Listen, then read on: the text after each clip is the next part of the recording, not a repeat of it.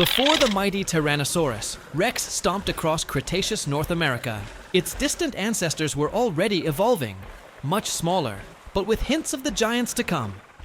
One such fascinating early tyrannosauroid was Proceratosaurus, a small, crested predator from Middle Jurassic England. It's a dinosaur that for a long time was misunderstood, but recent research has revealed its crucial place in the T-Rex family tree. This lineage, the Tyrannosauroidea, had a surprisingly long and diverse early history, stretching back tens of millions of years before their most famous members appeared on the scene. Welcome back, lineage tracers, to Dinosaur Anatomy. Today, we're journeying back approximately 166 million years to the Middle Jurassic of England to uncover Proceratosaurus bradleyi. This small theropod might not have the fame of its later, colossal relatives, but its anatomy, particularly its unusual head crest, provides vital clues about the early evolution of the Tyrannosauroidea, the group that includes T-Rex. Understanding these early branches is key to piecing together the entire evolutionary narrative of one of the most iconic dinosaur groups. Let's start with its discovery and the initial confusion. The only known fossil of Proceratosaurus is a single, beautifully preserved skull and partial lower jaw found in Gloucestershire, England, and described way back in 1910 by Arthur Smith Woodward. Initially, because of its prominent nasal crest, Woodward thought it was an ancestor of Ceratosaurus, another crested theropod, hence the name Proceratosaurus, meaning before Ceratosaurus. For nearly a century, this classification stuck, placing it incorrectly within a very different theropod lineage. However, in the early 2000s, detailed re-examination of the skull using modern cladistic analysis, a method for working out evolutionary relationships by paleontologists like Oliver Rauhut and Angela Milner, revealed a shocking truth. Proceratosaurus wasn't closely related to Ceratosaurus at all. Instead, its features firmly placed it as one of the earliest known members of the Tyrannosauroidea. This was a game changer. It meant that the lineage leading to T-Rex was present much earlier and was geographically more widespread. Europe, not just Asia, North America, than previously thought for these very early forms.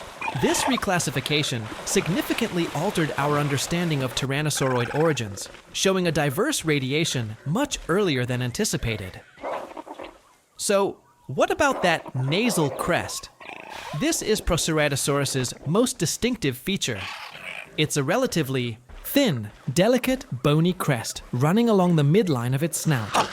Unlike the robust horns of Ceratosaurus or the solid crests of some other theropods, the Proceratosaurus crest appears more fragile. What was its function? This question has fascinated paleontologists since its discovery. Display. This is the most likely primary function. A prominent, possibly brightly colored crest would have been an excellent visual signal for species recognition or attracting mates. Many dinosaurs, and indeed modern animals, use cranial ornamentation for display. Given the crest's delicate nature, any function beyond visual communication is highly unlikely. Thermoregulation? Less likely, given its thin structure, but some blood vessels might have been present. Weaponry? Almost certainly not. It was too delicate to be used in combat. The skull of Proceratosaurus, though small, around 30 centimeters or 1 foot long, shows features typical of early tyrannosauroids: relatively large orbits, eye sockets, and teeth that, while sharp and serrated, were not the massive bone crushers of later tyrannosaurs. It had D-shaped teeth at the front of its upper jaw, premaxillary teeth, a characteristic shared with later tyrannosaurids, including T-Rex. These features, hidden in plain sight, were key to reclassifying it. The shape of these teeth provided crucial anatomical evidence linking this small English predator to the mighty North American giants. Based on the skull size, Proceratosaurus was a small dinosaur, probably around 9 to 10 feet, about 3 meters long, from snout to tail tip, and weighing perhaps only a few tens of kilograms, significantly smaller than the later T-Rex, but a respectable size for a Middle Jurassic predator. It would have been a fast, agile hunter, Its relatively light build suggests it relied on speed and agility to capture its prey in the dense Middle Jurassic environments. As a theropod, Proceratosaurus was bipedal, walking and running on its hind legs. While we don't have its postcranial skeleton, the body bones, by comparing it to other early tyrannosauroids and coelurosaurs, the broader group it belongs to, we can infer it had relatively long legs for its body size, indicating it was a swift runner. Its arms, like many early coelurosaurs, were likely still relatively long and functional, with 3 clawed fingers used for grasping prey. The extreme arm reduction seen in T-Rex was a much later evolutionary development.